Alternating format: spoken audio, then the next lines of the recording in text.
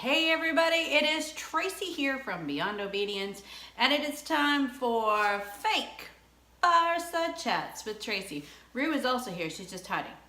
She's normally on the chair. Rue, get on the chair.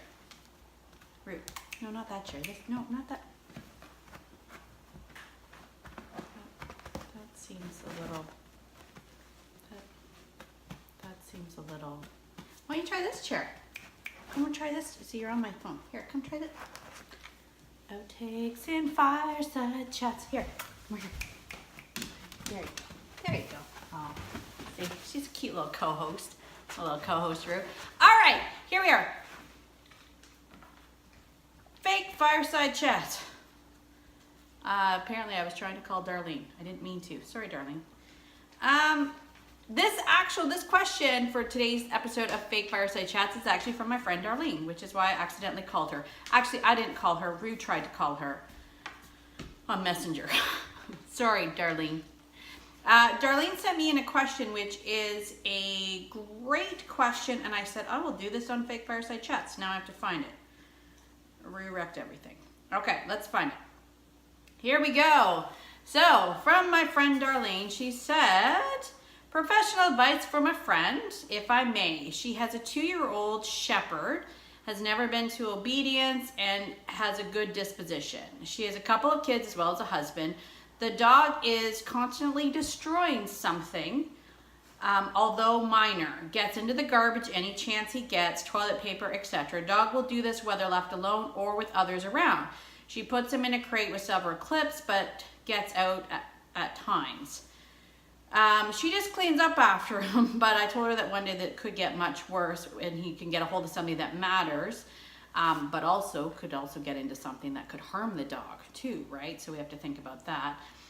She's tried different things, but doesn't know what to do anymore. Any suggestions? And I said, yes, I do, Darlene. I do have suggestions. So thank you very much for that question. So we're talking about a shepherd that is destroying things. 2 years old, so that's still adolescent-y, coming into adulthood. Darlene's trying to call me back now. Because my dog butt dialed Darlene. Fake Fireside Chats. Okay, so we're gonna get back at this. The question is, the question I had for Darlene, first and foremost, would be, is the dog just destroying for the sake of destroying, or is the dog actually consuming? Because if we're talking about destroying and consuming, then obviously there would be a concern, and I would rule out any medical stuff, right? Sometimes dogs eat and destroy things because they're missing things in their diet, that kind of thing.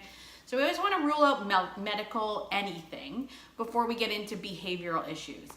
But the thing that kind of stuck out to me as a first thought when I thought about this shepherd that's destroying things, even if people are there, right? So it's not necessarily an anxiety where they are like, I'm by myself and I have nothing to do and I need this to make myself feel better, self-soothing behavior. But because he's doing it while people are there, this would be a fulfillment factor issue, right? That the dog is not getting the fulfillment that it needs. And I covered this at great length in Relationship Remedy as one of the foundations of relationship. So this is like a key component of everything sort of behavior. So for those of you who haven't had Relationship Remedy or seen Relationship Remedy, in that we talk about the foundations of relationship, the first pillar being leadership, the second pillar being relevance, and then that third pillar or foundation block, as one may say, being fulfillment factor. And if you get leadership, relevance, and fulfillment factor, then usually behavior problems kind of diminish just with that alone. And then you add on top of that obedience and you have this wonderful relationship, right? That's kind of how that works.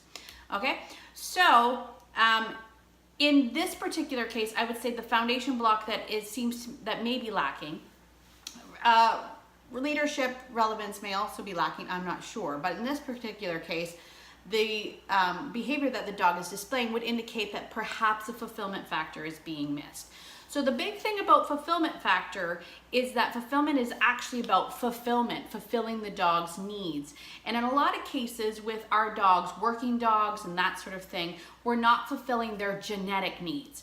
we're fulfilling what we think they need, right? Because everyone will say to you, the dog needs more exercise, the dog needs more stuff, the dog needs more mental, whatever. But if we're not fulfilling their genetic needs, and I'm not sure if it's German Shepherd or it just said Shepherd, but I'm going to say German Shepherd. If it's a German Shepherd, part of their genetic need is actually utilizing their mouth. So what we find is that German Shepherds get a lot of fulfillment out of playing the game of tug. And if you have not yet experienced how to play with tug or playing tug in a way that actually provides fulfillment, I would highly recommend sort of checking out. There's lots of videos out there about playing tug with your dog.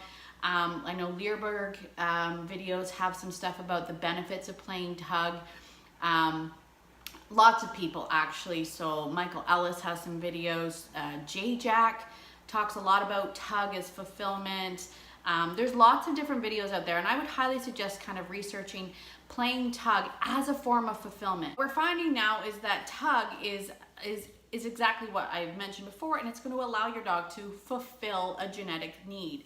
The difference is if you play tug correctly, in the right way, keeping in mind leadership and relevance, tug is kind of the trifecta of relationship, if you want to look at it that way, right?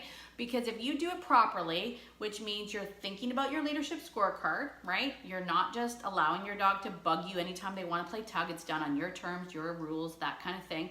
You're teaching them some obedience of tug, right? You're teaching them to take it. You're teaching them to out, and you're teaching them, you know, when the game starts and stops, and you're in control of that. So leadership is all in check. Relevance, you're going to get massive relevance points for playing tug because you are actually starting to play tug at a dog level. You're actually a part of prey drive, right? We know that play drive runs parallel to prey drive. So if you're doing that with your dog, you're engaging with your dog in that way, then your relevance points skyrocket, which is awesome, right? And then on top of that, fulfillment. So realistically, tug is kind of the trifecta of relationship.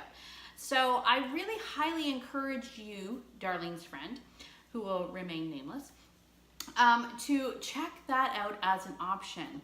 One of the other things that Darlene had added in the discussion was that the dog had plenty of toys, that there were Kong toys all over the place that he could chew. It's just he was choosing to destroy other things. And that, again, would be a fulfillment thing, right? Because just because the toys are there, toys on their own aren't any fun, right? Toys aren't any fun. The point of tug is to actually get the engagement, to be a part of that fulfillment, that boosts your leadership, your relevance, all that good stuff, relationship. Booyah! All of those good things happen in that moment.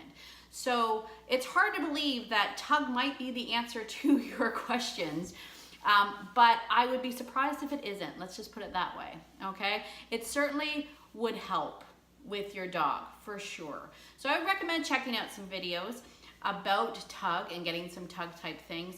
I have some somewhere, I'm not sure where, but I'll look them up.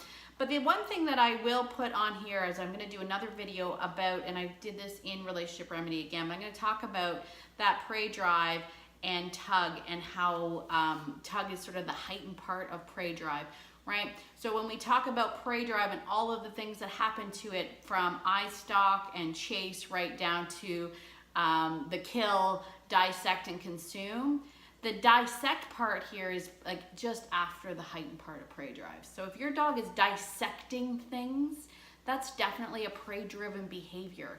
And it's not necessarily a bad thing. You just need to hone it in. You need to harness that behavior for good instead of evil.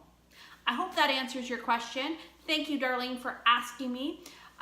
We are going to be continuing answering questions on Fake Fireside Chats, as well as over in the group Living Beyond Obedience.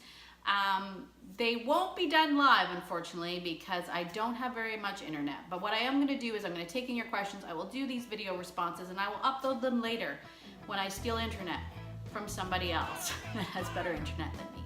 Okay? I hope you guys are having a great time. Thank you for all the well wishes for our move. It was crazy, but we made it. We made it here.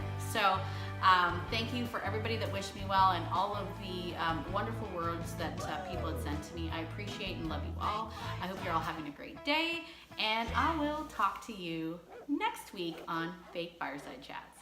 Cheers.